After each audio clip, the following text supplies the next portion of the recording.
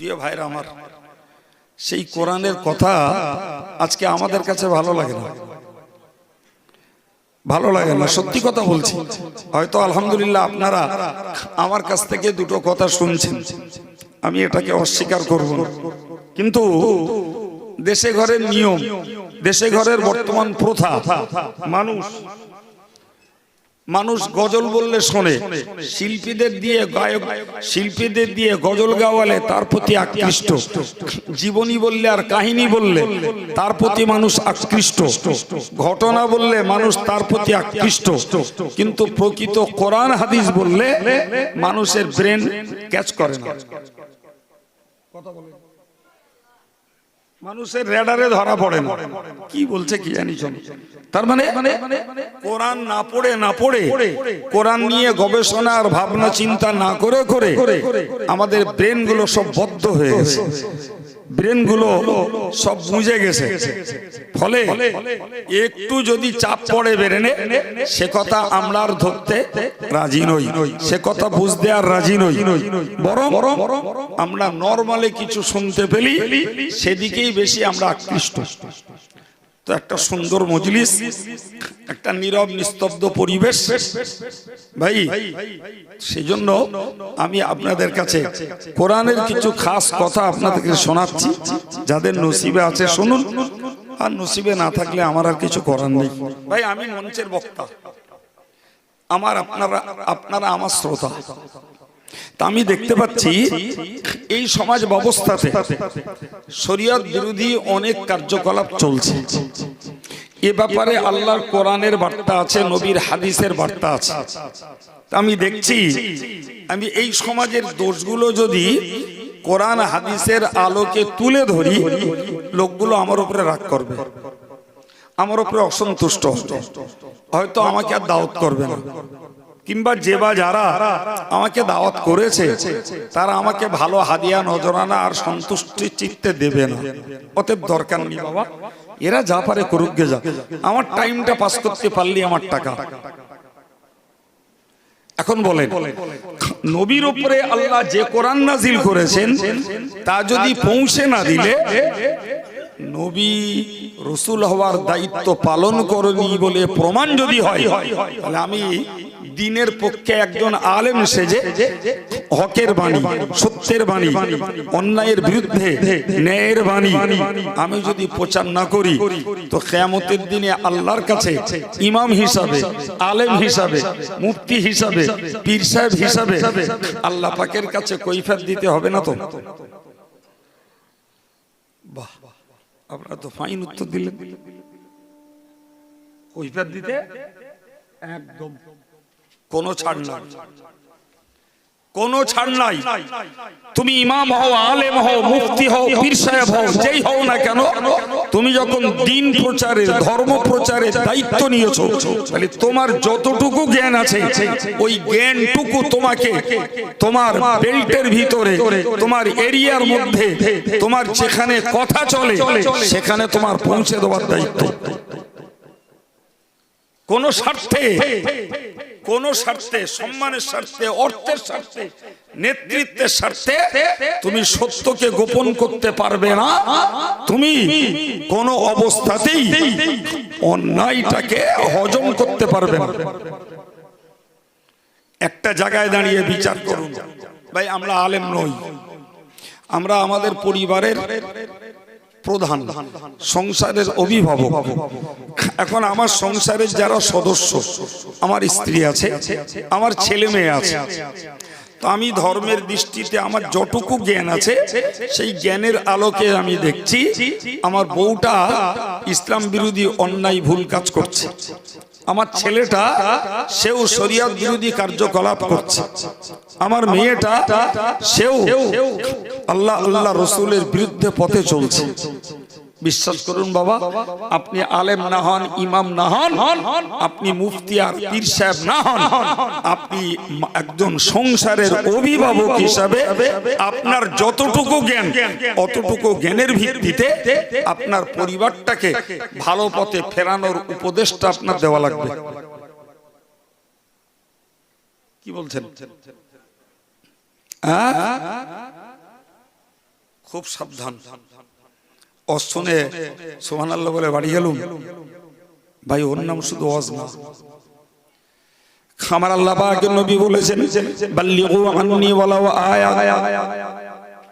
আমার আল্লাহর নবী বলেন ও উম্মতে মুসলিমা, তোমরা যদি একটা আয়াত শিখতে পারো ওটাকেও তুমি আরেক জায়গায় পৌঁছে দাও। সুবহানাল্লাহ। আপনি ইমাম সাহেব নন, সুতরাং মেম্বারে দাঁড়ানোর ক্ষমতা আপনার দেওয়া হবে না।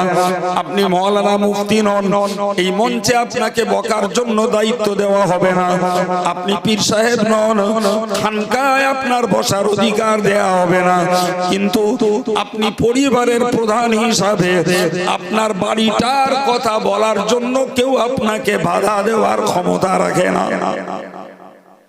আপনি আপনার স্ত্রীকে নামাজি হতে বলবেন, পর্দায় থাকতে বলবেন, তাকে আপনি বিনম্র ভদ্র কথা বলতে বলবেন, কি তার গলার আওয়াজটাকে নিচু করতে বলবেন, কি আপনার ছেলেটাকে তাসটাকে ছাড়তে বলবেন, ছেলেটাকে জুয়া খেলাটা বন্ধ করতে বলবেন, জি ছেলেটাকে আপনি গালিগুলোজ মিথ্যাচারটাকে বন্ধ করতে বলবেন। এটা আপনার পাওয়ার, ওটা আপনার অধিকার, আপনি অবশ্যই বলতে পারেন, অবশ্যই বলতে পারে। যদি এইটুকু বলেন তাহলে তো আপনি এই ওয়াজের মজলিসে বসে যা একটা দুটো শিখেছেন রাসূলের হাদিস অনুযায়ী সেইটা পৌঁছে দেওয়া তো হলো না, হলো না?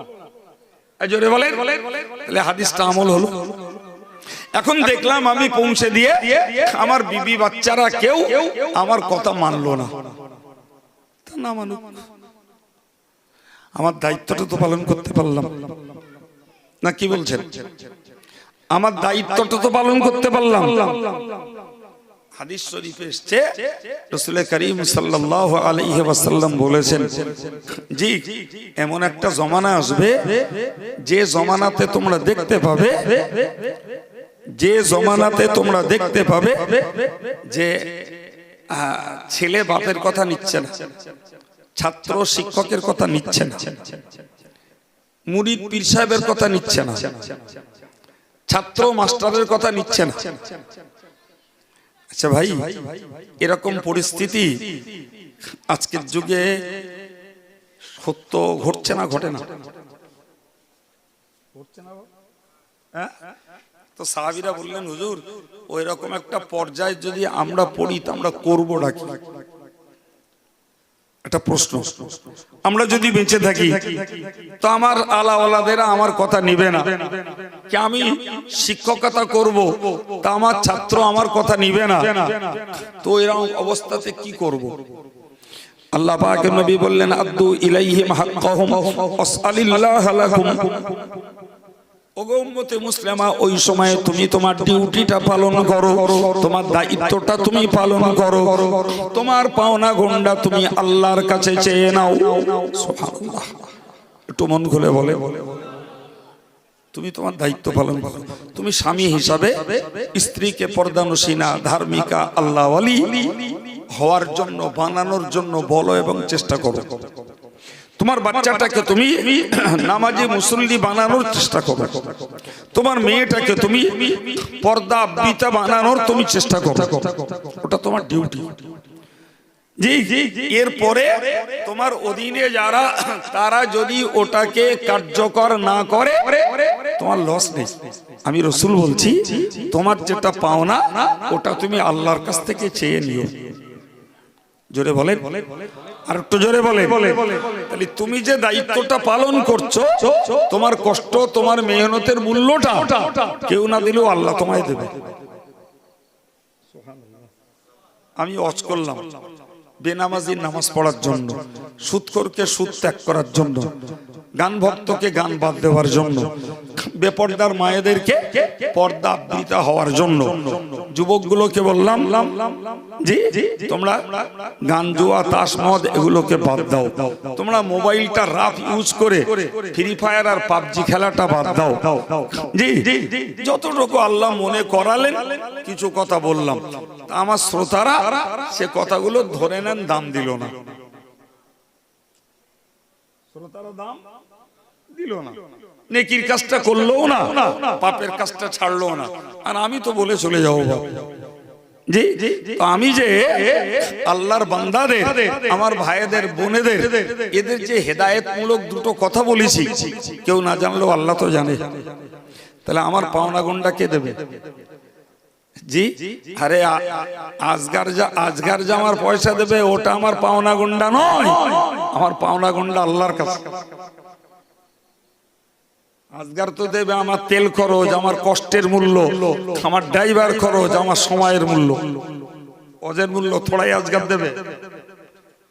কথা বলে অজের মূল্য দেবে?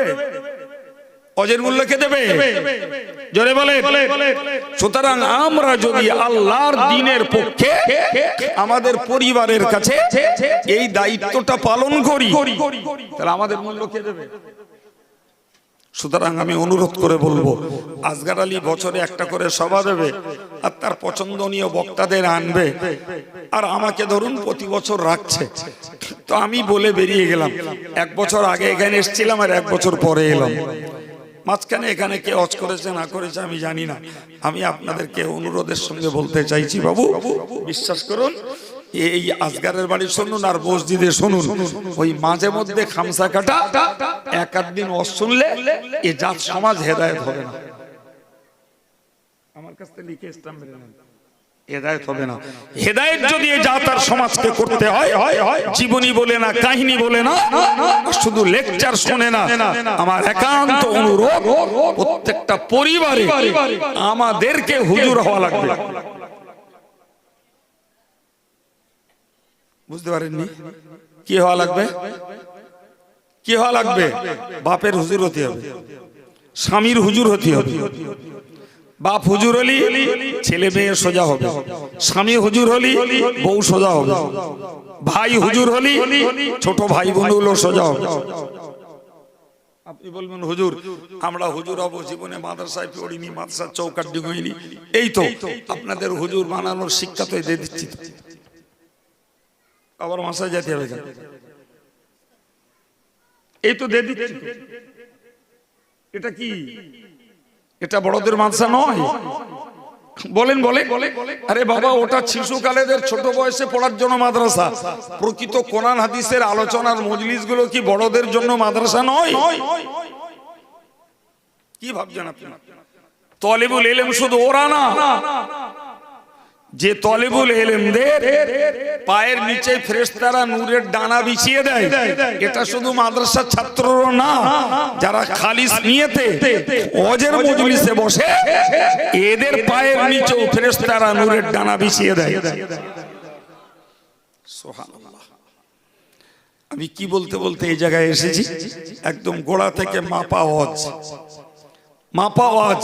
আল্লাহ নবীকে বললেন উপদেশ দাও, তুমি উপদেশ দাতা, তুমি দারোগা নও, কাউকে জোর করে হেদায়েত করবে এই অধিকার তোমাকে দেওয়া হয়নি।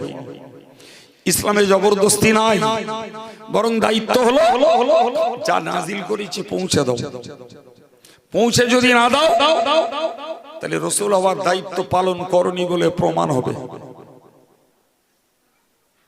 একটু মনে কর দেখুন দিন, গোড়া থেকে এই কথাগুলোই বলিস কিনা? তাই বলেছি তো।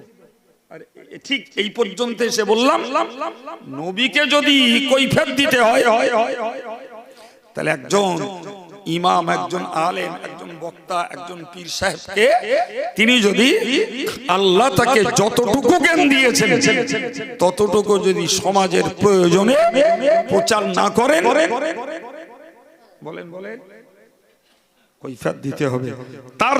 তার এক ধাপ নিচে এসে বলেছি, আমরা যারা সাধারণ ভাই, আমরা মসজিদে না পারি, মঞ্চে না পারি, খানকায় না পারি, নিজের বাড়িটায় যদি যা জ্ঞান আছে ওইটা যদি পৌঁছে না দেই, আমারও আল্লাহর কাছে পাকড়াও হবে। তার মানে কি আপনারা ছাড় পাবেন? চিল্লে বলেন। ব্রেনটাকে ওয়াশ করুন। সম্মানিত ভাইরা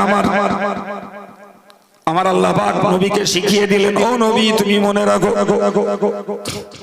তুমি যখনই আমার নাজিল করা বাণী প্রচার করবে, আমার কথা যখন মানুষের কাছে ছড়িয়ে দেবে, যে কথার মধ্যে রয়েছে তোমরা আল্লাহকে এক বলে স্বীকার করো, অথচ সেখানে বহু ধর্মের মানুষ ছিল, তুমি যখন বলবে তোমরা সুদ খাওয়া ত্যাগ করো, সেখানে সুদখোর গিজগিজ করছিল। তুমি যখনই বলবে মদ আল্লাহ হারাম করেছেন, মদ খাওয়াকে ত্যাগ করো, সেখানে মদ তো তারা বাড়ি বাড়ি তৈরি করে খেত, যেখানে হত্যাকাণ্ড চলতো।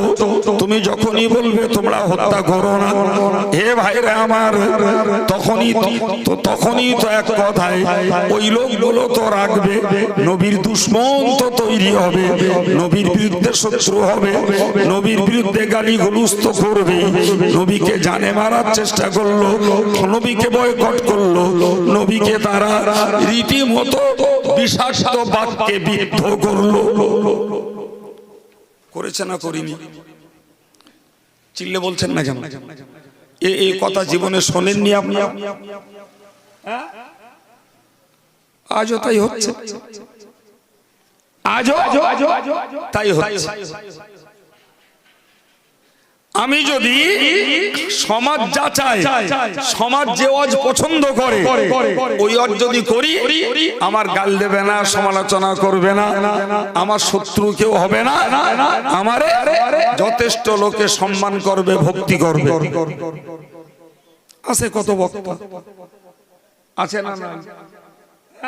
কিন্তু যখনই হক কথা বলছি, ন্যায় কথা বলছি, কোরআনের কথা বলছি, হাদিসের কথা বলছি, একদম নির্জালা কোরআন হাদিসের শত্রুতা করে একদল লোক আমার মতন বক্তাদের গাল দিচ্ছে, শত্রুতা করছে, এমনকি বলছে ওদের দাওয়াত দিও না, দাওয়াত দিলে আর পয়সা দেবো না, ওদের দাওয়াত দিলি ও সবাই আমরা যাবো না। আছে না? নাই? আছে। আপনি আপনার পরিবারটাকে হেদায়েতের বাণী শোনাবেন, আমার কাছ থেকে লিখে সই করে নেন, আপনার বউ আপনার বিরুদ্ধে দাঁড়াবে, আপনার ছেলে আপনার বিরুদ্ধে দাঁড়াবে, আপনার মেয়ে আপনার বিরুদ্ধে দাঁড়াবে। বিশ্বাস হয়? প্রমাণ নেবেন? আপনি বলেন দিন বাড়ি গিয়ে বউগুলোরে যে বে বাড়ি আর যাওয়া হবে না। কেরাম মানে দেখি?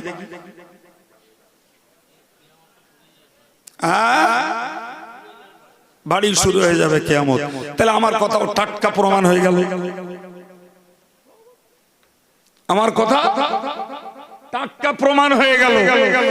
আপনি ছেলেকে বলুন তুই এই মোড় কি বলে গেটে তাস খেলাটা বন্ধ কর, জুয়া খেলাটা বন্ধ কর, কাজ করবি, বাড়ি এসে থাকবি, তাসে যাবি না, জুয়ায় যাবি না। থোড়াই ছেলে আপনার কথা নেবে? কিচ্ছু করতে হবে না। বাড়ি অ্যাডাল্ট মেয়ে আছে, ওরে শুধু বলেন দিন মোবাইলে এত কার সঙ্গে কথা বলিস রে, এত কার সঙ্গে কথা বলিস, মোবাইল মোবাইল আর ব্যবহার করবি না। আপনার মেয়ে যদি দুটো বুড়ি আঙুল আপনার না দেখে, আমার কান ডলে দেবেন। হয়ে গেল? জি আল্লাহ বললেন নবী হে, তুমি যখন সুদের বিরুদ্ধে বলবে, মদের বিরুদ্ধে বলবে, হত্যার বিরুদ্ধে বলবে, শিরকের বিরুদ্ধে বলবে, বেদাতের বিরুদ্ধে বলবে, লোকে তোমাকে গালি দেবে, লোকে তোমাকে হত্যা করতে চাইবে, লোকে তোমাকে বিষাক্ত কথায় বিদ্ধ করবে, এক কথায় মনে রাখো, আল্লাহু ইয়াসিমুকা মিনান নাস। যে যত শত্রু, যে যত হিংসা আর যে যত তোমার বিরুদ্ধে গাল পাড়ুক, আমি আল্লাহ তোমাকে রক্ষা করব। আর তো মন খুলে বলে বলে বলে তাহলে হকের জন্য যদি লোকে গাল দেয়, শত্রুতা করে, নবীকে রক্ষা করবেন কে? চিল্লে বলে। আমি আব্দুল কাইয়ুম যদি হক কথা বলি, লোকে গাল দেবে না? দেবে না? গাল দেবে, দিচ্ছে, দেবে না, দিচ্ছে। জি দেবে না, দিচ্ছে, যা হয় নয় তাও বলছে। হ্যাঁ, আমার মতন একটা খুচরো লোক আচ্ছা, দরগাপুরি সাহেবের মতো লোকের নাম শোনেননি আপনারা? দরগাপুরি সাহেবের মতো লোকের নামে লোকে রেপ কেস দিলে এই বসিরহাট কোর্টে। কি কেস দিলে? কিসের কেস বলেছি বুঝতে পারেননি নাকি? বিচলি চুরির কেস দিলে, পুঁইশাক চুরির কেস দিলে, গরু চুরির কেস দিলে। এরম একটা একটা করে 27টা কেস দিলে দরগাপুরি সাহেবের নাম। কড়া 27টা। তো কেস দিলি পীর সাহেবের এগেনস্টে হোক আর মুফতি সাহেবের এগেনস্টে হোক, কেস হলে তার হিয়ারিং হবে না? হবে না? তো বসিয়ে কেটে কোর্টে দরগাপুরি সাহেব আসামি। জি, দরগাপুরি সাহেব আসামি, তো আসামিকে কাঠগড়ায় উঠতে হবে। হবে না? দরগাপুরি সাহেব ইসলামের কাছে, শরীয়তের কাছে, আল্লাহর পথে কত বড় আলেম, কত বড় দরজার ভাগের বাচ্চা, আর কত বড় দরজার পীর বুজুর্গ, এ তার হাকিম বসবে না? হাকিমের আইনে কথা বলবে। দরগাপুরি সাহেব আসামির কাঠগড়ায় উঠেছে। আসামির কাঠগড়ায় উঠলে হাকিম একবার দরগাপুরি সাহেবের দিকে, চেহারার দিকে ফিরে রিলিজ বলে লিখে দিল। একটা কথা কৈফিয়ত না, কিচ্ছু না, প্লেন লিখে দিল, বিনা কৈফিয়তে খালাস। আর একটু জোরে বলেন সুবহানাল্লাহ। বলতেছেন তা পালা করে করে, মনে করতে ওরাই বলুক যে কোন দেশের কথা বলে, এত মহব্বতের মানুষ। মন খুলে বলেন সুবহানাল্লাহ। এখন বিবাদী পক্ষের যে উকিল ছিল সে হাকিমের উপরে তখন আঙুল তুলেছে, স্যার আপনি আসামিকে বিনা কৈফিয়তে খালাস করলেন। তা আমার আব্বার কাছে শোনা, আমি তো জানি না, আমার আব্বা ছিলেন দরগাপুরি সাহেব কাঠগড়ায়, আমার আব্বা সাইডে দাঁড়ানো। হাকিম শুধু একটা কথা বলেছিলেন, এই লোকটার চেহারা বলছে এই লোকটা সাধু, তোমরা এর নামে মিথ্যা করে কেস ফাঁসিয়ে। আর একটু জোরে বলে বলে বলে তো বিবাদী পক্ষের উকিলের আর কথা বলা সাহস হবে না। যে এই লোকটা চেহারা বলছে কি, এই লোকটা সাধু, নিরপরাধী, তোমরা যা কেস দিছো একটা কেসের আসামি ও লোক না। কি বোঝা গেল? এখন আপনি বলুন কথার কথা, আমার নামে আমি আমার নামে একবার ছড়ালো, আমি 573 টাকা চুরি করি। কি ছড়ালো? 573 টাকা চুরি করিস। যাক গেল। এবার হালে ছড়ালো যে জামিয়ার টাকা মেরে মেরে বাড়ি করিস। আচ্ছা যাক, চলতেস তো। জি, এই 2-3 দিন শুনতেছি আপনাদের গ্রাম থেকে আমি গরু চুরি করি। কোথায় শুনেছি? এটা আপনারা হতবাক হয়ে গেলেন। আপনারা কি গাছতে পড়া মতন হইলেন নাকি? আপনাদের গ্রাম থেকে আমার নামে গরু চুরির বদনাম দেওয়া হচ্ছে। এই গ্রামের ছেলে, তার নাম্বার আমার কাছে। তাই বলে আপনাদের নাম্বার দেবো না আমি। আমি এখানে এসে আজকে এসি কেডা সে তাও চিনে নিছি, কার ছেলে কার পোতা তাও জেনে নিছি। এখন যদি বলে দেই তাহলে হয় আমার সম্মান যাবে না, তাই গাছাল যাবে না। কি বলছে? কেউ বলবে গরু চুরি না করলে আর বলিয়েছে, কিন্তু এ লোকও থাকবে। জি, অবাক কাণ্ড। এই 2 দিন আগের কথা, যদিও কথাটার আমি কোনো দামও দেইনি, মূল্যও দেইনি। এখন কথার পৃষ্ঠে মনে এলো তাই বললুম, ওই পর্যন্ত, এর বেশি আর আপনাদের বলবো না। কিন্তু কথাটা এই জন্যই জোর করে বললুম যে এই গ্রামের ছেলে। তাহলে আর কি শুনতে যাচ্ছেন? আর কি শুনতে যাচ্ছেন? আল্লাহু আকবার। প্রিয় ভাইরা আমার, তো আমি আপনাকে কি বলতে চাইলাম, নবীকে আল্লাহ বললেন, নবী তুমি যখন শিরকের বিরুদ্ধে বলবে, তুমি যখন সুদের বিরুদ্ধে বলবে, মদের বিরুদ্ধে বলবে, নারী নির্যাতনের বিরুদ্ধে বলবে, তুমি যখন জুয়ার বিরুদ্ধে বলবে, লোকে তোমাকে মারতে যাবে, ধরতে যাবে, গাল দেবে, তোমাকে হত্যা করার চেষ্টা করবে, আমি আল্লাহ রক্ষা করব। আলহামদুলিল্লাহ। এখন বলুন, নবীর আদর্শের পথে দাঁড়িয়ে একজন আলেম যদি নবিয়ানা কাজ করে, তার নামে কিছু গাল, কিছু বদনাম ভাগে পড়বে না? পড়বে না? রক্ষা করবে কেডা? আমাদের মসজিদের ইমাম সাহেব ভাই, তিনি ইমাম, তো তিনি যদি একদম নির্ভেজাল সত্য কথা বলছি, তিনি যদি মেম্বারে দাঁড়িয়ে তার মহল্লার মানুষদের হেদায়েতের জন্য সব কথাগুলোকে খুলে বলে, ও ইমামের সব বাড়ি ভাত উঠবে উঠবে উঠবে। ইমাম যদি মনে করে বাবা দরকার নেই, পেটটা পকেটটা দুটোই চলতেছে, এরা যা পারে করুক, দিয়ে সময় হলে আল্লাহু আকবার, চলছে চলবে। বলেন বলেন। আর যদি বলে তোমার বউটা কেন ঘোষ বাড়ি যায়, তোমার মেয়েটা কেন ঘোষ বাড়ি যায়, তুমি কেন লটারি কাটো, তুমি কেন চিট ফান্ডের ব্যবসা করো, তুমি কেন বনির ফারাজটা ফাঁকি মেরে খাচ্ছ, ওই ইমামের চাকরি সদ্য বটতলায়, এতে কিচ্ছু বলে না জানো। আমি জানো মাঠে কথা বলতেছি মনে হচ্ছে। বলে সত্যকারের যদি ঈমান থাকে, আমার নবী ওই দেশের ইহুদি, খ্রিস্টান, কাফের, মুশরিক, তারকা পূজক, সূর্য পূজক, কাউকে আমার নবী ভয় পাননি। যথারীতি নবী বলেছেন, হাক্কানি আলেমেরা তারা জীবনে কাউকে ভয় পাননি।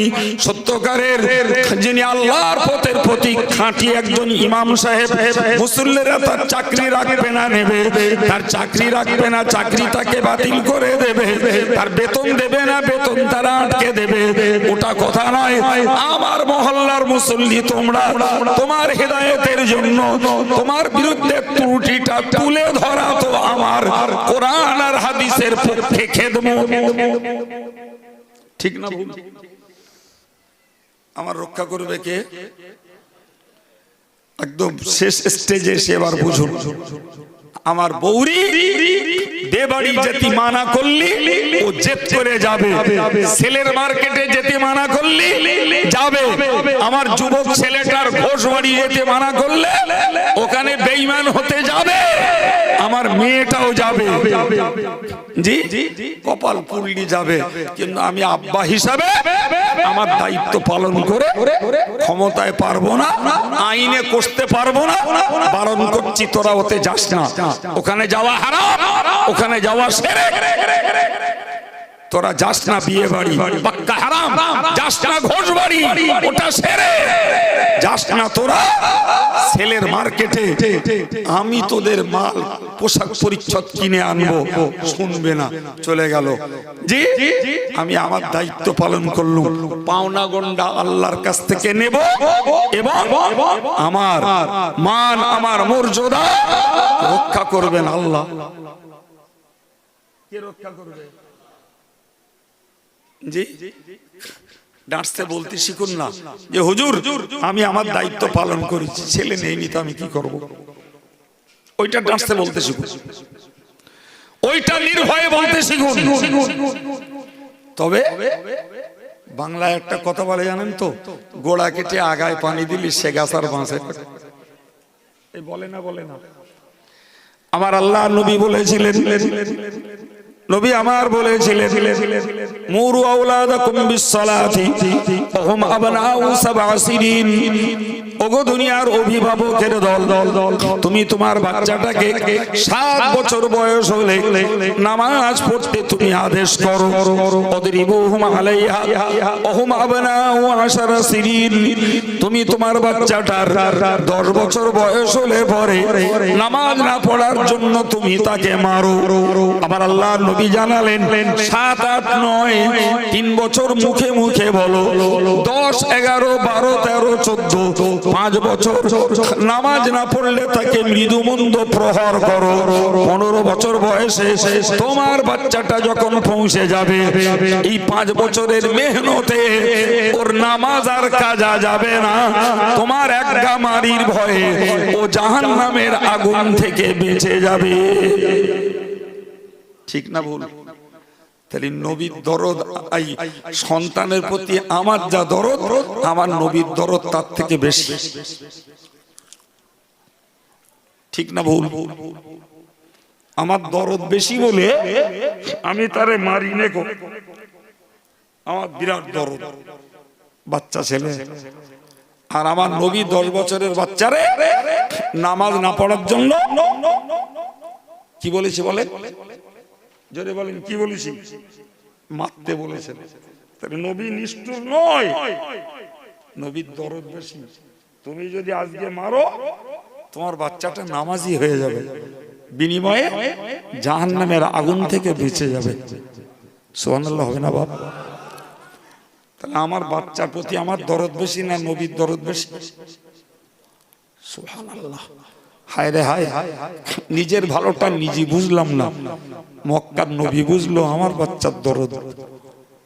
জি, আর আমি 7 বছরের বাচ্চার নামাজ পড়তে বলুনি, 10, 11, 12, 13, 14 বছরের বাচ্চার নামাজ না পড়ার জন্য মারিউনি, বকিউনি। তার মানে গোড়া কেটে দিস। গোড়া কি বলছেন বলেন না? গোড়া কেটে দিস তো। এখন বাচ্চাটার বয়স 22 বছর, আমার এখন বয়স নরমালে পৌঁছে গেছে 52 বছর। জি, এখন আমি আল্লাহওয়ালা সুফি দরবেশ মতন হয়েছি। ছেলেটার বলছি, দেখ, তুই যদি নামাজ না পড়িস আর তুই যদি তাস খেলা না ছাড়িস, আমি তোর ভাত খাবো না। ছেলে এক কথায় বলবে, না খালি আমার ভাত বেঁচে গেল।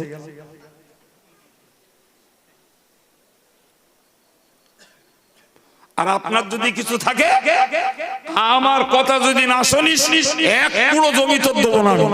সব জমি এখন আমার নামে, রাখো তোমার জমি। হাঁটলুম, ওর কত বন্ধু রয়ে, আর জমি তুমি দেবা, তোমার ঘাড় দেবে।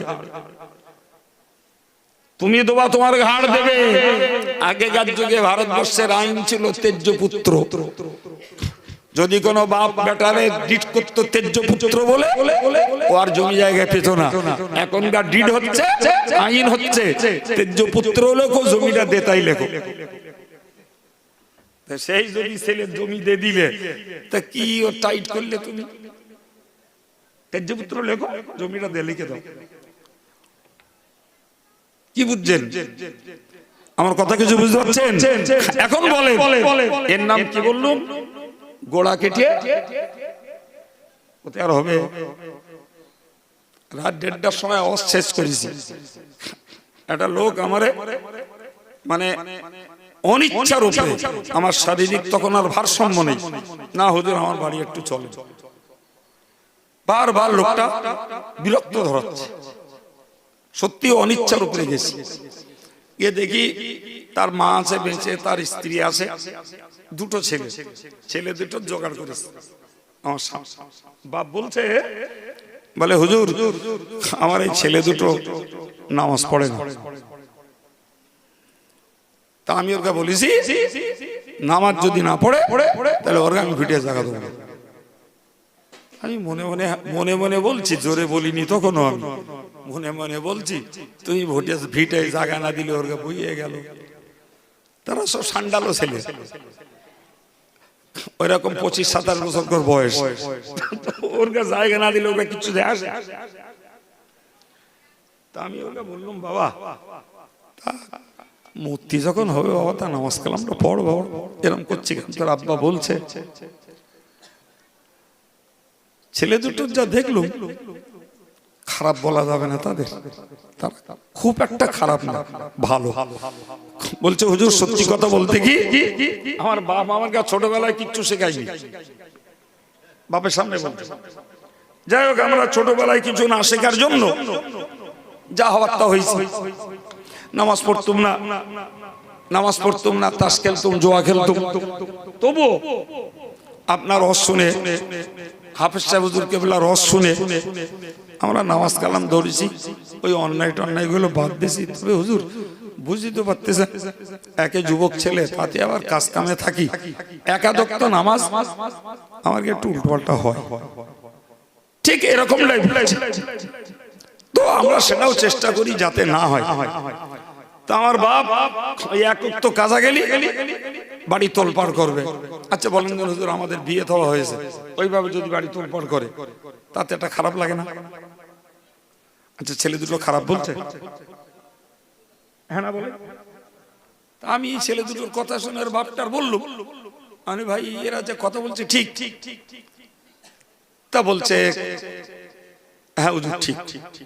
ঠিক যদি তাহলে আপনি ওরম করছেন, ওদেরকে মানিয়ে চলুন, ওরা তো আলহামদুলিল্লাহ ভালো পথে ফিরেছে। জি সে লোক তিরিবিরি করছে না, আমি ওসব জবরদস্ত করবো না, অমুক করবো না, তমুক করবো না। কি বলবো আপনারে, বড় ছেলেটা একটা কথা যা বললো আমার আর মুখ খোলার কোনো জায়গা নেই, একদম নিস্তব্ধ হয়ে গেলাম। বড় ছেলেটা বলছে, বলে হুজুর আমার বাপের একটু জিজ্ঞেস করেন দিন, 38 বছর বয়স পর্যন্ত আমার বাপ কোথায় ছিল?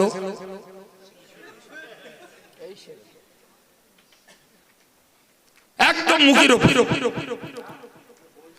তখন সে বাপের আর আম্বি তাম্বি আর নি, তখন বাপ শুধু বলতেছে না আমি তো ভালো হয়েছি। ছেলেরা তখন বললে, তা আমার ঘরে বয়স হোক, আমরা তোমার থেকে ভালো হয়ে যাবেন। আমার লাইফের একদম অবাস্তব না, বাস্তব ঘটনা, আর মুখের উপরে কথা বলার জায়গা আছে? তার মানে বোঝা যাচ্ছে ছেলেদের কথা শুনেই ও বাপ ছিল পুরো কড লাইন। এখন আল্লাহর দয়া হয়েছে, মেল লাইনে উঠেছে। উঠি যদি দাঁত খাঁচাখাঁচি করে তো গোড়া কাটা ছিল, এখন আগায় পানি দেবে আর কত বাঁচবে। তারপরেও তারা যখন ফিরে এসছে তাদের ভালো বলতে হবে। এই জন্যই বললাম, নবী কি বলেছেন, তুমি আগে গোড়ায় পানি দাও। 7 বছর বয়সে বলো বাবা তুই মক্তবে যা, তুই কোরআনটা পড়, স্কুলে যাস, তুই আলিফ বাটা পড়ে আয়, তুই উজু গোসলের নিয়মটা শিখে আয়, তুই দৈনিক জীবনের দোয়াটা শেখ, তুই দৈনিক জীবনের সুন্নত গুলো একটু শেখ, খাওয়ায় কি সুন্নত, শোয়ায় কি সুন্নত, পানি খাওয়ায় কি সুন্নত, এগুলো একটু শেখ বাবা, মক্তবে যা।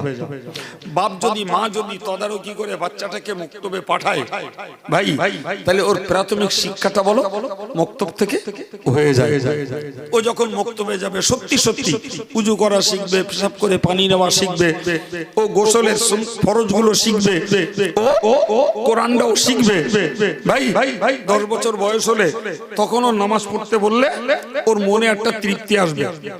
কি বলুন, আমি যখন জানি তালি পড়ি, না জানলি তখন আরো বেশি শক্ত মনে হয় জানে।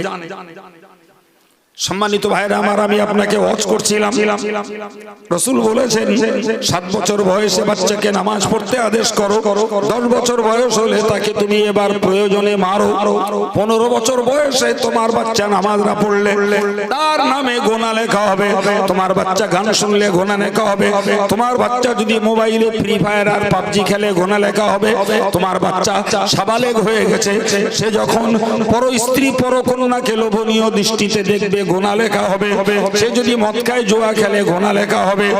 ওই বয়স থেকে নেকি লেখা শুরু, পাপ লেখা শুরু। তার আগে যদি তার পিছনে তুমি পাহারাদারিটা করো, তোমার বাচ্চাটা আব্দুল কাইয়ুমের মতো হুজুরের দ্বারায় না, আপনার পাহারাদারির দ্বারায় কাজও করবে, আল্লাহর পথেও চলবে। ঠিক না ভুল বাবা? নবীর ফর্মুলা কাজে লাগাতে হবে, নবীর ফর্মুলা কাজে লাগাতে হবে। এরা খারাপ বলবে বলুক, বলুক কি আছে। আমি আমার স্ত্রীকে বিয়ে বাড়ি যাবার পারমিশন দিলাম না, আমি তোকে অনুমতি দেবো না, তুই যাবি তোর মতন যা, আমি অনুমতি দেব না।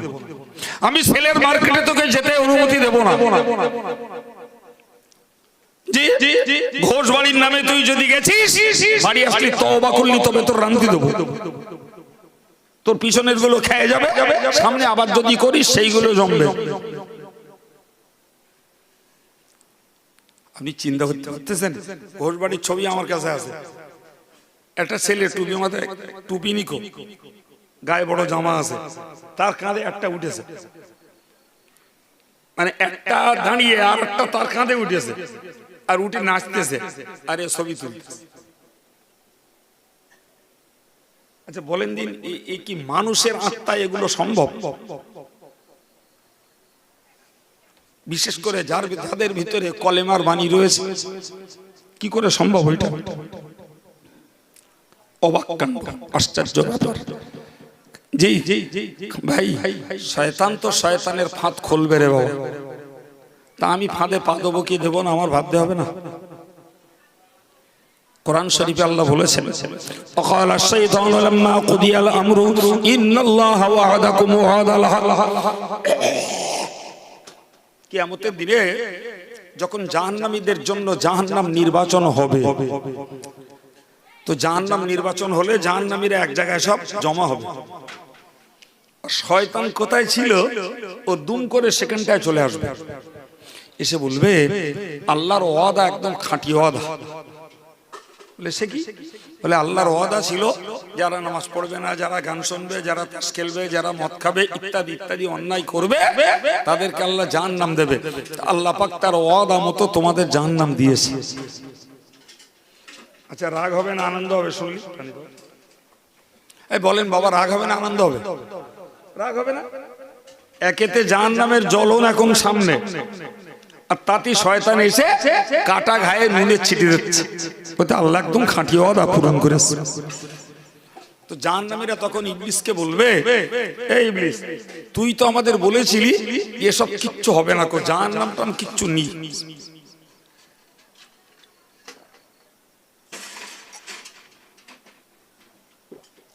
আলহামদুলিল্লাহ,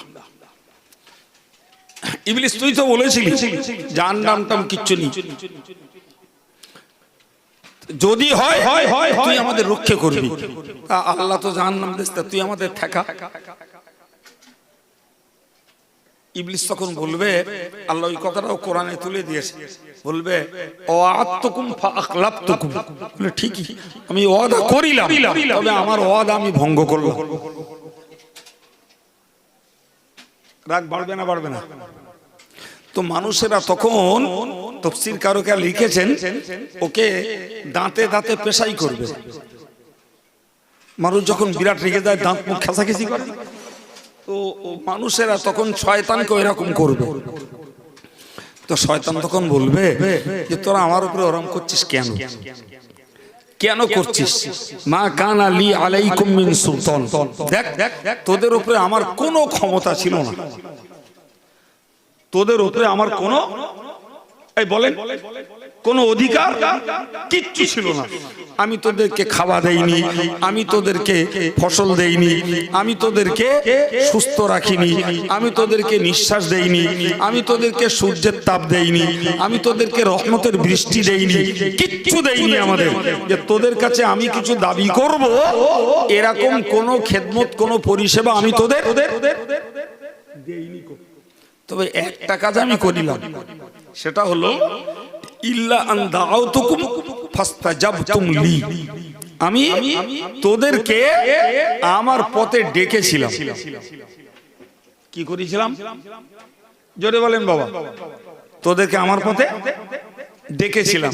আমি মাঝে মধ্যে বলি রে বাবা, রাজনীতির নেতারা যে দল করে তার দলে লোক ডাকে, ধর্মনীতির লোকেরা যে দল করে তার দলে লোক ডাকে। আমরা অল ইন্ডিয়া সুন্নতুল জামাত সংগঠন করি, লোকেদের বলি এর সদস্য হন, বঙ্গনুর পত্রিকা পড়ুন, কি জামিয়ার রিসার্চ সাহেবে আসুন, এর পক্ষের কাজের দিকে মানুষকে ডাকি। আমরা ডাকি না বাবা?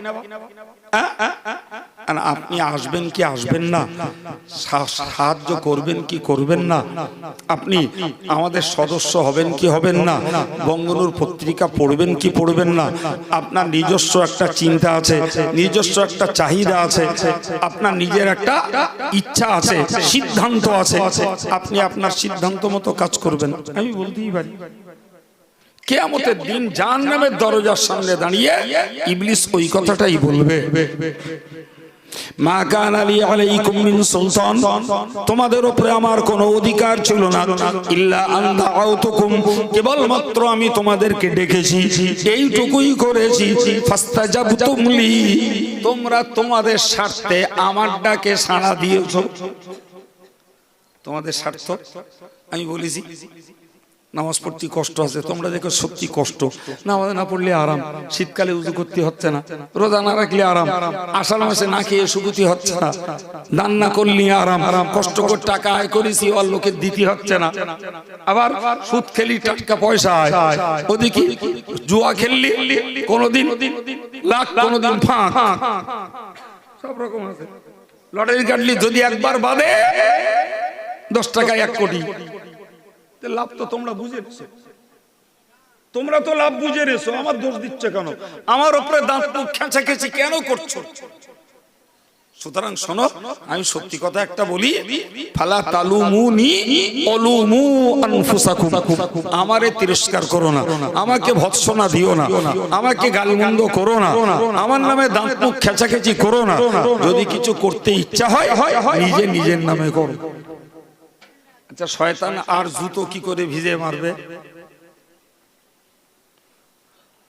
এই কথাটা আল্লাহ কোরআনে তুলে দিয়েছেন যে বান্দা, আজকে তোরা শয়তানের চলে পড়ে যা মন চাচ্ছে করছিস, কিন্তু কিয়ামতের দিনে শয়তান তোদের নিয়ে এই খেলা খেলবে এবং লেটেস্ট বলবে, মা আনা বিমুসরিখিকুম ওয়া মা আনতুম বিমুসরিখিয়া, তোমরা আমাকে বাঁচাতে পারবে না, আমিও তোমাদেরকে বাঁচাতে পারবো না, চলো সবাই মিলে জাহান্নামে যাই।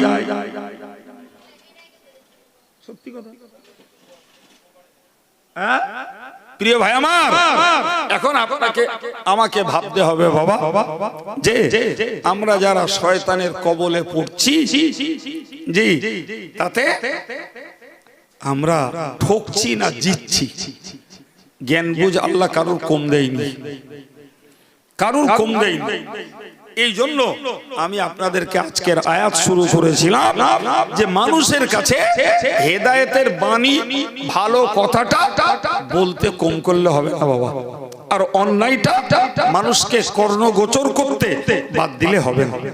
দেখ বাবা, এটা করিস না, এটা ভুল, এটা অন্যায়, সে মানুক না মানুক, আমার ডিউটিটা অভিভাবক হিসাবে আমাকে পালন করতে হবে। আল্লাহ পাক কোরআন শরীফে বলেছেন, ইয়া আইয়ুহাল্লাযীনা আমানু, ও ঈমানদারেরা, কু আনফুসাকুম ওয়া আহলিকুম নারা, তোমরা নিজে জাহান্নামের আগুন থেকে বাঁচো এবং তোমার পরিবারটাকে জাহান্নামের আগুন থেকে বাঁচাও। সুবহানাল্লাহ।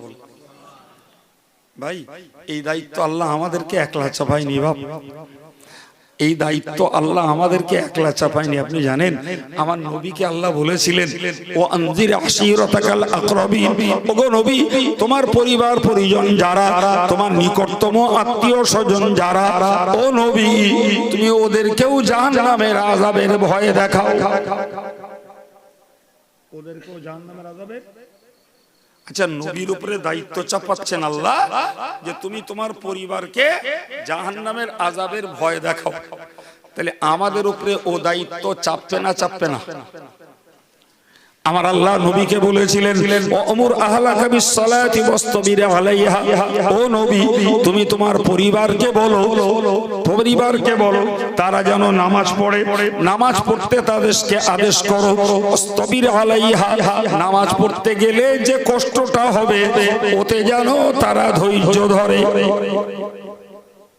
অন্য আয়াত পাকে আল্লাহ বলেছেন ওয়া ইন্নাহা লাকাবীরাতুন ইল্লা আলাল খাশিঈন, নামাজ ভার বোঝা ওদের মনে হয় যারা আল্লাহরে ভয় করে না, কিন্তু আল্লাহর যারা ভয় করে নামাজ না পড়তে পারলে তারা ভার বোঝা মনে করে, আর নামাজ পড়া হয়ে গেলে গা শোলা মনে করে।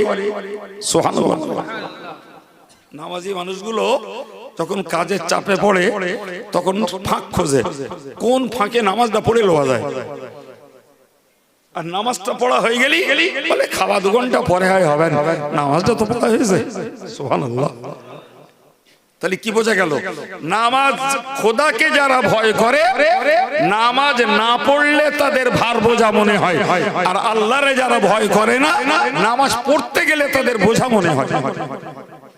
আল্লাহ বললেন নবী গো, নামাজ পড়তে গেলে যে কষ্টটা হবে তোমার পরিবারকে বলো ধৈর্য ধরতে। এরপরেও আল্লাহ বললেন আমার উম্মতদেরকে জানিয়ে দাও নবী, যদি নামাজ পড়তে গিয়ে কারোর যদি রোজগারে ঘাটতি পড়ে, পড়তেই পারে, দোকানদার মানুষ নামাজ পড়তে গেলে 2টো খরিদ্দার কম হবে, চাষি মানুষ নামাজ পড়তে গেলে চাষ ফেলে রেখে বাড়ি আসতে হবে, জি ব্যবসায়ী মানুষ ব্যবসা বন্ধ করতে হবে। তা আমার আল্লাহ বললেন নবী ওদেরকে বলো লা নাসআলুকা রিজকান, আমি তো ওদের কাছে রুজি চাই না, ওদের কাছে তো রিজিক আমি আল্লাহ চাই না, বরং ওদের রুজিটা আমি দেই। সুবহানাল্লাহ, আল্লাহু আকবার। আমার তো রুজি লাগে না, ফলে আমি আমার বান্দাদের কাছে রিজিক রুজি তো চাই না, বরং নাহনু নারযুকুক, ওদের রিজিকটা ওদের রুজিটা আমি দেই। আল্লাহু আকবার। তাহলে ওরা আমার নামাজ পড়তে গেলে কাজের ক্ষতি হবে, আমার নামাজ পড়তে গেলে রান্না বন্ধ হয়ে যাবে মেয়েদের, আমার নামাজ পড়তে গেলে দোকানে খরিদ্দার কম হবে, আমার নামাজ পড়তে গেলে ব্যবসায় ঘাটতি পড়বে, আমার নামাজ পড়তে গেলে 2 কাঠা জমি ধান রোয়া কম হয়ে যাবে, এই ভাবনা ওদের আসে কেন? তোদের কাছে আমি রুজি চাই না, আমি তো তোদেরকে দেই না। কে দেয়? জোরে বলেন কে দেয়? একদম একদম আল্লাহ দেয়। আল্লাহ বললেন বান্দা আনতুম তাজরাউনা, এই চাষ কি তোমরা করো? আম নাহনুজ জারিউন, নাকি চাষ আমি করি? তোমরা করো না আমি করি চাষ। কে করে? জি তো বাহ্যিক দৃষ্টিতে দেখছে হুজুর চাষ তো আমরাই করি, আমরা ধান রুচ্ছি, আমরা সময় মতন সার দিচ্ছি, আমরা সময় মতন কীটনাশক তেল দিচ্ছি, আমরা সময় মতন পানি দিচ্ছি। আচ্ছা বাদদা তুমি ও পর্যন্ত করেছো ঠিক আছে, তোমার ক্ষমতায় কেরাম কুলায় তুমি ওই ফলনটা আবার ফলাও দি, ওই পর্যন্ত তুমি করেছো আমি মেনে নিছি, ওটা তো তোমার করতেই হবে। তোমারে আমি কর্মঠ বানিয়েছি, পঙ্গু বানাইনি, ল্যাংড়া বানাইনি, তাহলে তোমাকে তো কাজটা করাই লাগবে, ফলনটা ফলাও। জি একদম ধান ফুলো মুখো রগ রগ করছে, আল্লাহ দিয়ে দিলে একটা ঝাপটা, ধানের বদলে বাড়ি উঠলো চিঠি। আল্লাহ বলল মাঠ ভোর, জি কপি আছে, পটল আছে, আলু আছে, মূলো আছে, কত কিছু। জি আল্লাহ দিলে 8 ঘন্টার শিলাবৃষ্টি, কপি পটল সব শেষ, আর আলু খেতে পানি বাঁধলো, কত তাড়াতাড়ি তুলবি, পস্তি পস্তি বেরোবে। ঠিক না ভুল? আল্লাহ কোরআনে এক কথায় বলেছেন লাউ নাশাউ লাজআলনাহু হুতামা, তোরা চাষ করছিস বলছিস, আমি আল্লাহ ইচ্ছা করলে তোর কৃত ফসলগুলো খড়কুটো বানিয়ে দিতাম, দেইনি বলি তাই খেয়ে তাহলে তোদের বাবুগিরি। আল্লাহ খড়কুটো বানিয়ে দিতে পারতেন না? পারতেন না? সুতরাং তোকে তোর কাছে রুজি আমি চাই না, বরং তোর রুজিটা আমি দেই, তোর রুজিটা আমি দেই, আবার আমি তোর কাছে চাই। সুবহানাল্লাহ।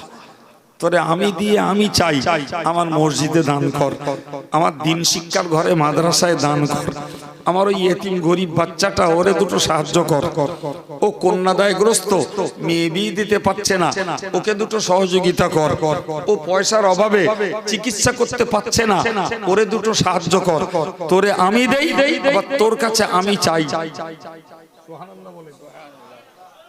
বাবু এই যাদেরকে আমরা দেই না এ সবগুলো দিতে বলেছেন আল্লাহ, দিতে বলেছেন কে? আল্লাহ বলেছেন ওয়াতিল কুরবা হাক্কাহু ওয়াল মিসকিন। আল্লাহ বললেন তোমার নিকটতম আত্মীয় যারা, তোমার প্রতিবেশী পরিজন যারা, এদেরকে তুমি দাও। মিসকিন যারা, এদেরকে তুমি দাও। ও বান্দা ওয়ালা তুবাযির তাবযীরা, খবরদার খবরদার নিজের খরচের ক্ষেত্রে অপচয় তুমি করো না বান্দা, অপচয় তুমি করো না, বরং তোমার প্রয়োজনটা মেটাও, আর অতিরিক্ত যা আছে তার থেকে তুমি কিছু স্টক করো, কিছু গরিবের সেবাও দাও। সুবহানাল্লাহ। আল্লাহ পাকের নির্দেশ ব্যালেন্স আছে, সমতা আছে, ভারসাম্য আছে। আল্লাহর নির্দেশে আল্লাহ আমাদেরকে ফকির হয়ে যেতে বলিনি বাপ, বলেছে নাকি? একদম না, একদম বলিনি, বরং আল্লাহ নিষেধ করেছে তুমি এত দান করো না যে তোমার বাচ্চারা পরের কাছে হাত পাতে। সুবহানাল্লাহ বল। তাহলে ইসলামের দানেরও একটা ব্যালেন্স আছে। জি, আমি কি বলতে বলতে এই জায়গাটা এলাম। আল্লাহ বললেন বান্দা নবী তোমার পরিবারকে তুমি নামাজ পড়তে বলো, নামাজ পড়তে যে কষ্টটা হবে ধৈর্য ধরতে বলো, আর নামাজের জন্য ওরা যেন রুজির চিন্তা না করে, বরং ওদের রুজি তো আমি দেই, ওদের রুজি আমি দেই, ফলে ওদের রুজির ঘাটতি পড়বে ও ভাবনাটা ওরা কেন ভাবে? কথা বলে আমরা ভাবি না, ভাবি না জি, এই ভাবনাটা ভাবতে আল্লাহ নিষেধ করছেন। সম্মানিত ভাইরা আমার, কোরআন বলছে আলতাকুম মিনকুম উম্মাতুন ইয়াদউনা ইলাল খায়র ওয়া ইয়ামুরুনা বিল মা'রুফ ওয়া ইয়ানহাউনা আনিল মুনকার ওয়া ইউসারিউনা ইলাল খায়রাত উলাইকা হুমুস মিনাস সালিহিন। সুবহানাল্লাহ বললেন তোমাদের মধ্যে কিছু মানুষের এমন হওয়া উচিত, তোমাদের মধ্যে কিছু মানুষের এমন হওয়া উচিত যারা মানুষদেরকে ভালো পথের দিকে ডাকবে, ভালো কল্যাণের দিকে ডাকবে। ভাইরা আমার, ওই কল্যাণের দিকে ডাকছে ইমাম সাহেব, কল্যাণের দিকে ডাকছে মসজিদের ইমাম, ডাকছে মঞ্চের বক্তা, ডাকছে কোন পীর সাহেব, কোন প্রবক্তা। প্রিয় ভাইরা আমার, সেইখান থেকে আমরা জ্ঞান নিচ্ছি যখন, আমাদের উচিত কর্তব্য হলো আমাদের পরিবারটাকেও কল্যাণের দিকে ডাকা।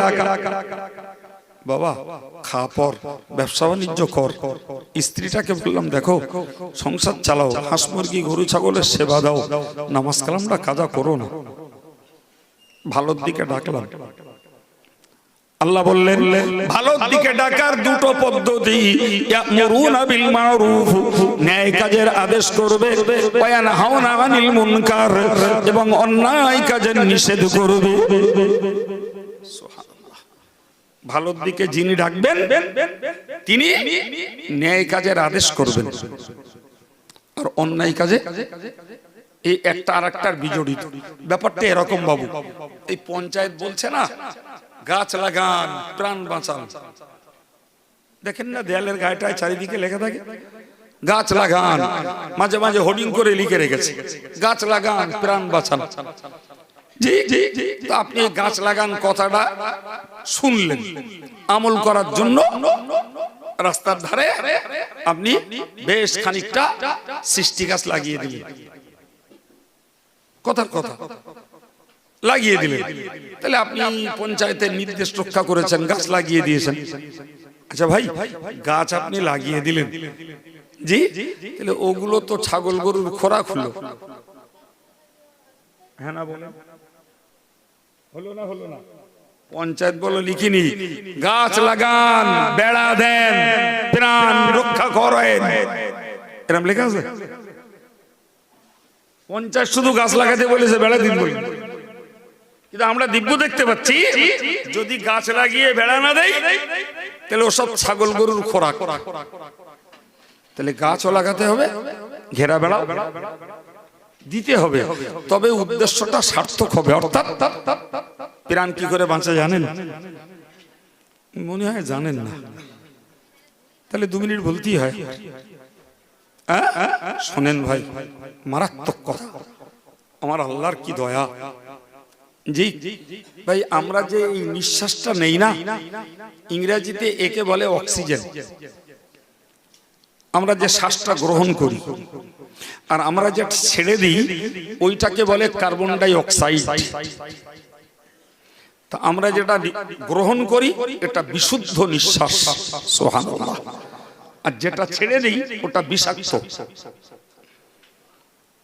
দেখেন না, এই চায়ে ফু দেওয়া, কি নিঃশ্বাস ফেলা, কি পানিতে নিঃশ্বাস, পানি পান করতে গেল একদমই যতটা খাওয়া হয়ে গেলে গ্লাসটা একটু সরিয়ে দিতে হয়, আমার এই নিঃশ্বাসটা যেন ওতে না পড়ে। কেন আমি যতক্ষণ পানি পান করেছি তখন নিঃশ্বাস নিতে পারিনি, দম আটকে ছিল, ছাড়বো গ্লাসটা সরিয়ে নেন, ওই বিষাক্তটা হতে ফেলো না। তো আমরা যে কার্বন ডাই অক্সাইডটা ছেড়ে দেই এটাই গাছেরা টেনে নেয়, সুবহানাল্লাহ।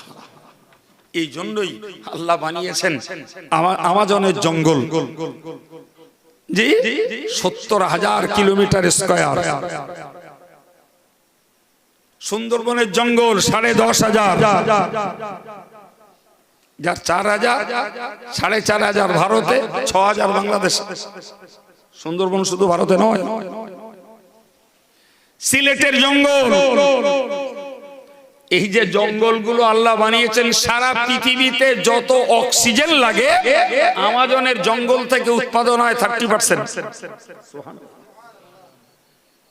আপনাকে চাষ করতে হবে না, জমি ফেলে রেখে দেন, আপনাতেই তাতে গাছপালা উৎপন্ন হবে।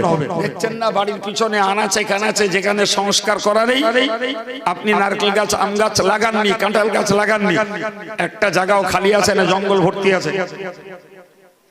বলে কবর খোলাগুলো অনেক মানুষ ইচ্ছা করে সাফ করে দেয়, করবেন না, ওতে মৃতের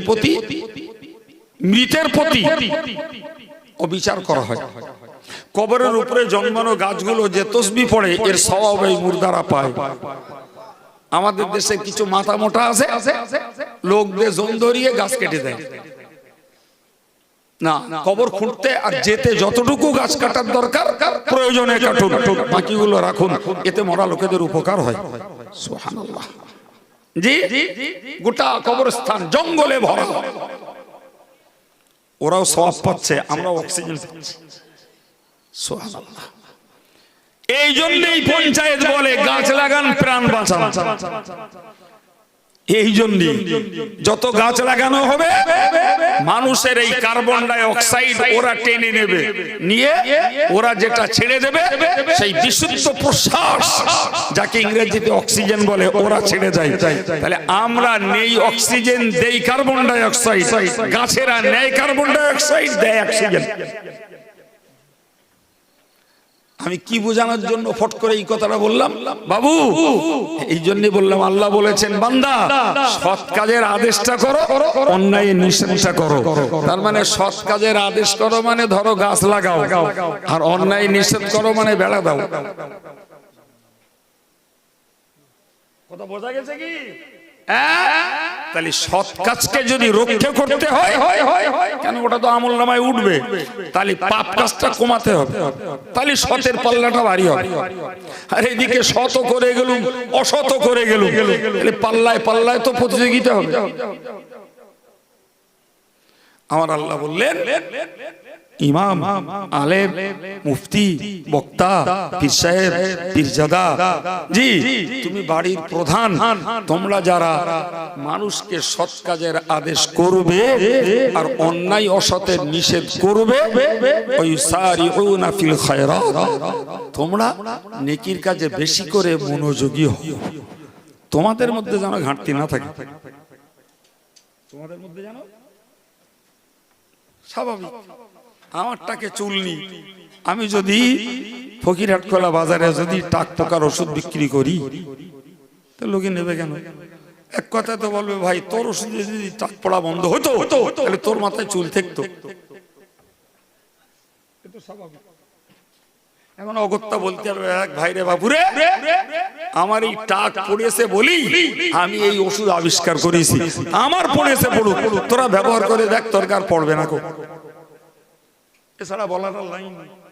বাপ নামাজ পড়ে না, ছেলেরে কেমনে বলবে? তো ছেলেরে বলতে হবে দেখ খোকা আমি নামাজ না পড়ে তো জাহান্নামে যাচ্ছি, তা বাবা তুই আর যাস না, তুই অন্তত নামাজটা পড়। এই বলা ছাড়া লাইন নেই। বউডারে বলতে হবে যে দেখ আমি তো কোরআন পড়তে পারি না, তা তোর যখন বেকর হলুম তখন শুনিলুম তুই কোরআন পড়তে পারিস, তা তুই অন্তত পড়, তোর সবটা হোক, আমার যা খায় বাড়ি যাচ্ছে যা। এরকম বলবেন ওর মূল্য দেবে। আর যে এরকম বলতে পারবে দুদিন পরে ইনশাআল্লাহ ও ভালো হয়ে যাবে, ও ভালো হয়ে যাবে। ওর মনে স্ট্রাইক করবে যে আমি আমার ছেলেরে বললুম নামাজ পড়তে সে পড়ছে, বউডারে বললুম কোরআন পড়তে সে পড়ছে, মেয়েটারে বললুম পর্দায় করতে সে করছে, অথচ আমি তো এগুলো করতিস না। তা আমার মতন বোকার কেউ আছে?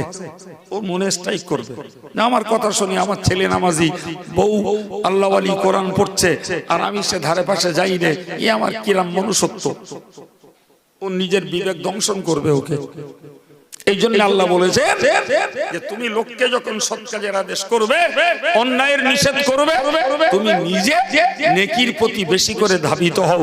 আমি আল্লাহ সার্টিফিকেট দিচ্ছি উলাইকা মিনাস সালিহিন, ওরাই হলো আমার সৎ বান্দা। আর একটু জোরে বলেন, ওরাই হলো আমার নেককার বান্দা যে নিজে নেকির কাজ করে এবং অন্যকেও নেকির কাজ করতে বলে, নিজের পাপের কাছ থেকে বাঁচে, অন্যকেও পাপ থেকে বাঁচতে আবেদন করে। মাশাআল্লাহ আপনারা যথেষ্ট জ্ঞানী মানুষ, দিনদার মানুষ, অনেকে নামাজে মুসল্লি আল্লাহওয়ালা। আমার সবার কাছে দাবি, আমাদের পূর্বে মাওলানা হাসিবুর রহমান সাহেব কি ওয়াজ করেছেন আমি জানি না, আমার পূর্বে ইসনে বাজম মাওলানা মুফতি পড়ছে, কদিন পরে এই ছেলেটাও মুফতি হয়ে যাবে, আপনাদের এই মাটিয়ার ছেলেটা জামিয়ায় পড়ে। জি তো তারা কি ওয়াজ করেছে আমি জানি না, আমার মাথায় আল্লাহ আজকে যা জুগিয়েছেন আপনাদেরকে একটু শেয়ার করলাম। তা যদি মনে হয় যে আমাদের পরিবারের মুসলিম কমিউনিটির জন্য আব্দুল কাইয়ুমের কথাগুলো কিছু ডিরেকশন ভালো পেয়েছি, জি তাহলে আমরা আমাদের ডিউটিটা পালন করলে পাওনা গন্ডা আমার শ্রোতারা আমার দেবে না, আমার ছাত্র আমার দেবে না, আমার পরিবারের লোকেরা আমার দেবে না, দেবে কে? বলিছি না বলিনি আজকে আলোচনায়? কে দেবে? আল্লাহ দেবে। তো আমরা মানুষের কাছে পাওনা চাচ্ছি না, পাওনা চাচ্ছি আল্লাহ আমাদের মেহনতের মজুরি দেন, বলুন আমিন। আর একটু জোরে বলেন আল্লাহুম্মা আমিন। আসুন প্রিয় নবীর প্রতি সালাম, ইয়া নবী।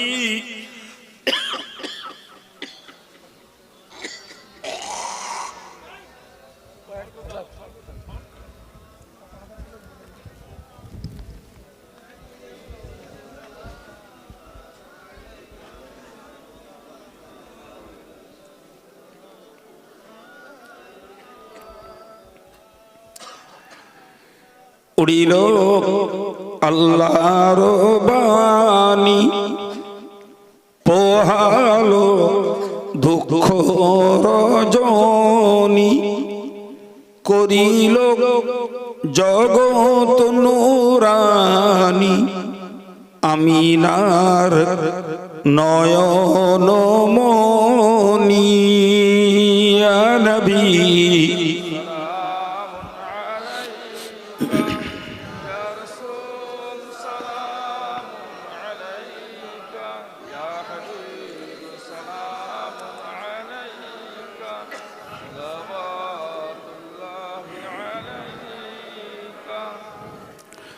তিনি যে নূরের রবি, নিখিলের ধ্যানের ছবি, তিনি না এলে দুনিয়ায় আধারে ডুবিত সবই, ইয়া নবী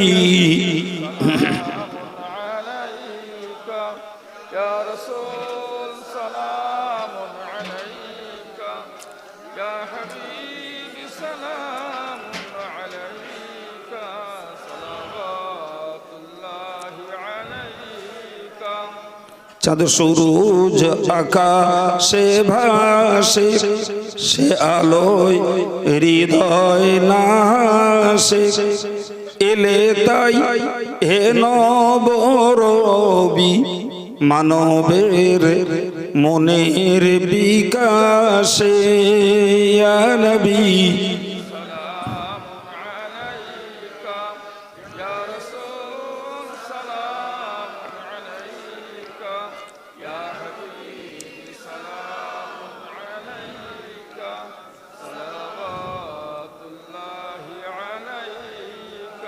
নবী না হয়ে দুনিয়ার, না হয়ে ফরিশতা খোদার, হয়েছি উম্মত তোমার। তার তরে শুকর বেশুমার। ইয়া নবী সালামুন আলাইকা, ইয়া রাসূল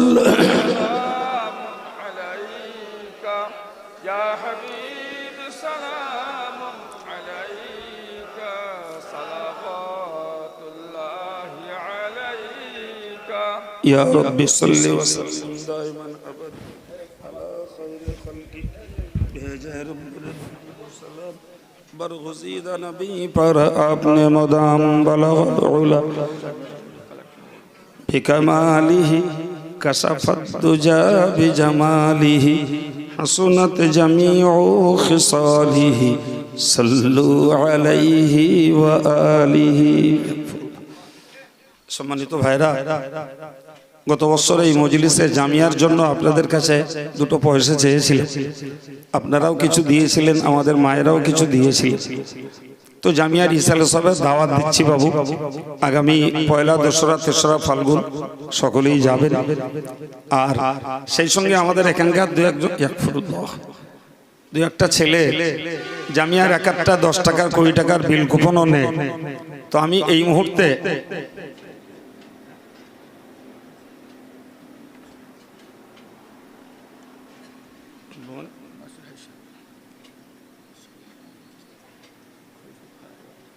তাই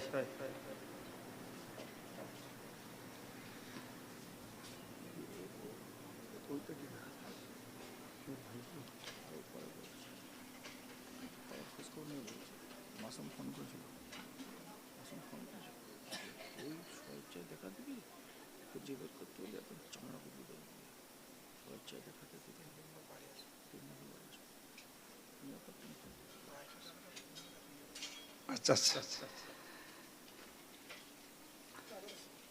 আলহামদুলিল্লাহ আমাদের হাফেজ সাহেবের বোনেরাও 250 টাকা দিয়েছে। তো আপনারা যদি দেওয়ার ইচ্ছা থাকে তাহলে আমাদের এই ইচ্ছা তাহলে দেন, আর যদি বলেন না হুজুর এখন আর দেবো না, পরে দেবো, তাতেও কোনো কষ্ট নেই।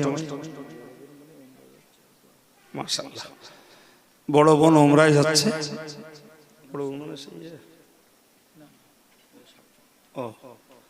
তিনিও 500 টাকা দিয়েছেন, আলহামদুলিল্লাহ।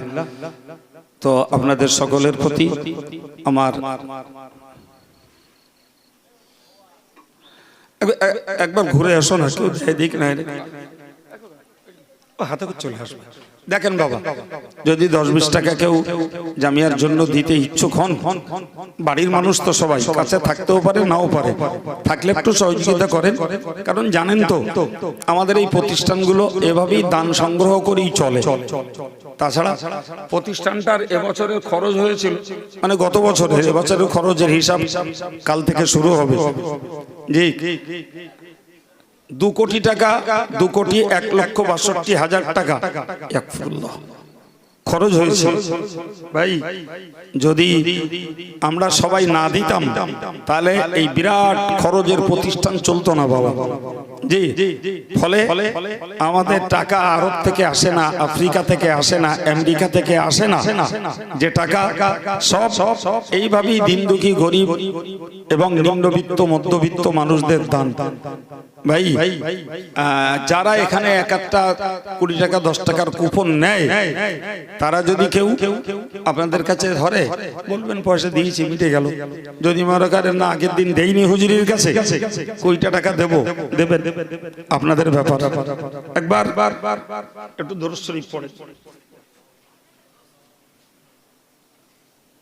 এই বাচ্চাটাকে যে একজন 10 টাকা আর একজন ভিতর থেকে 100 টাকা দিলেন, আল্লাহ কবুল করুন, বলুন আমিন।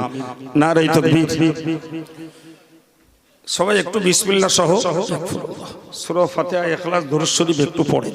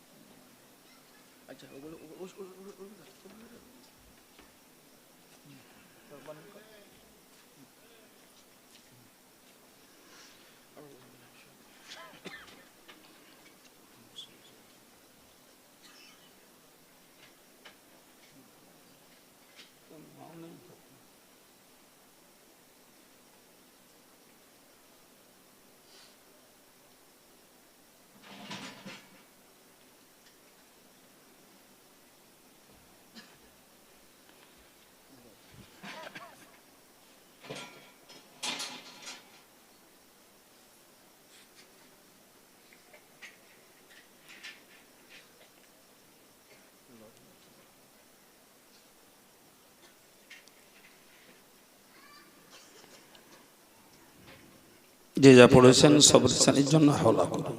আল্লাহুম্মা আমিন।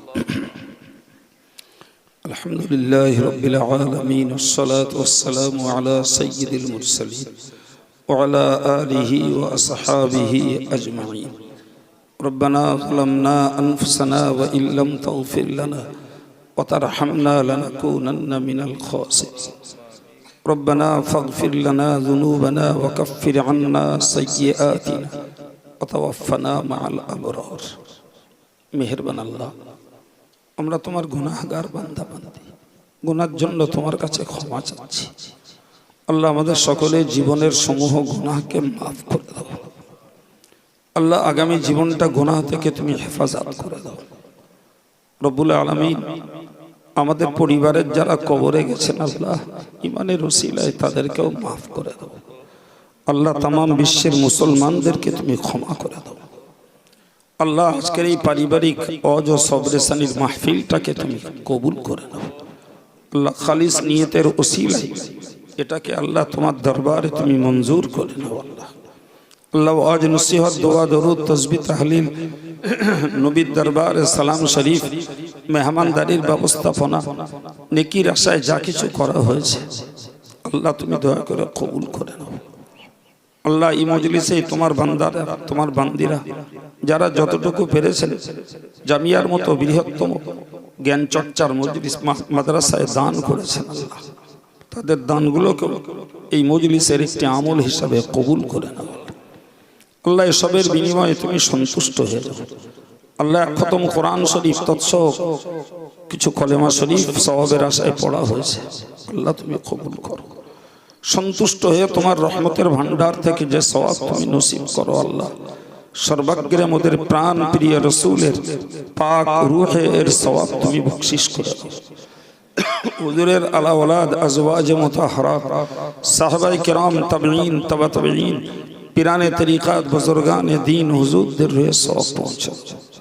तमाम दुनियार जेन इंसान ईमान निये जारा परलोकगत सकलेर रूहे सওয়াব पहुँचा दाओ। अल्लाह चार मजहबेर इमाम, चार तरिकार ओलिया कामिल हुजूरदेर रूहे सওয়াব पहुँचा दाओ। अल्लाह समस्त नबीदेर रूहे सওয়াব बख्शिश करे दाओ। कदरिया, चिश्तिया, नक्शबंदिया, मुजद्दिदिया, आलिया, सहरवर्दिया, हक सिलसिलाए तरिकतेर ओलीदेर रूहे सওয়াব पहुँचा दाओ। खास करे फुरफुरा शरीफेर दादा हुजूर किबला, तार आला औलाद, तार खलीफा हुजूरदेर रूहे सওয়াব पहुँचे दाओ।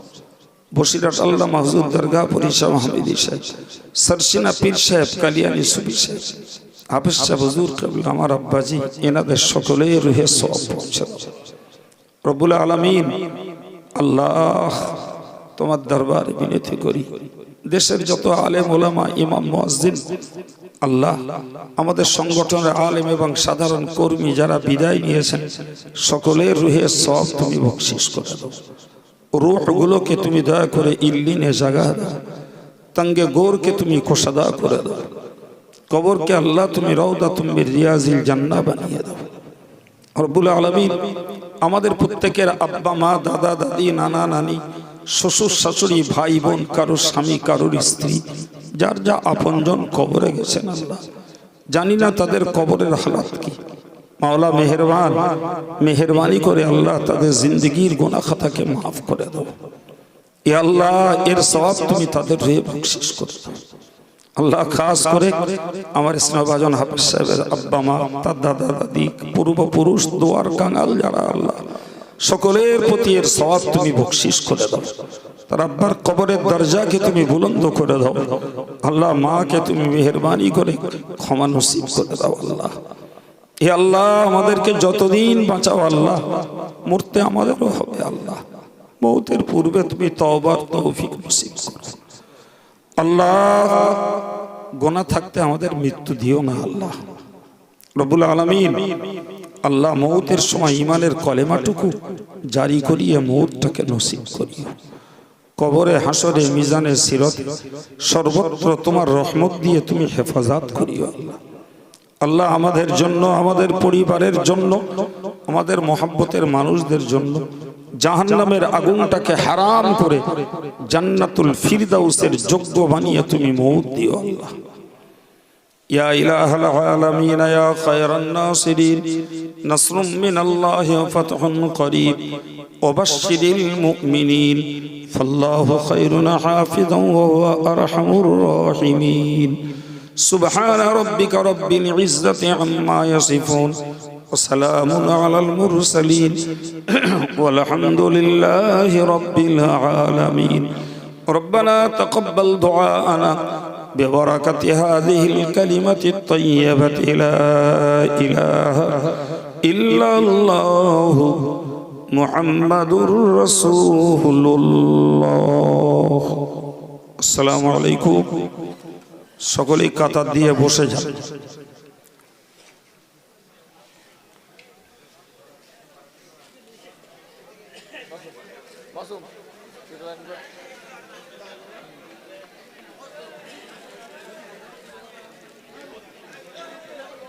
ভালো